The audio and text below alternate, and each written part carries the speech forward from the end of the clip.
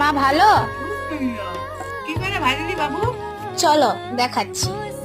যতই পপকর্ন খাও, মুভি থিয়েটারের পপকর্ন কিন্তু সেরা। সেই মুভি থিয়েটারের পপকর্ন আজকে আমরা ইজি ওয়েতে বানাবো। তো ফার্স্টে নিয়ে নিয়েছি রিফাইন্ড অয়েল। রিফাইন্ড অয়েলের পর দিয়ে দেবো একটু বাটার। বাটারটা ডাইরেক্ট দেবো না, যদি পুড়ে যায় তাই জন্য।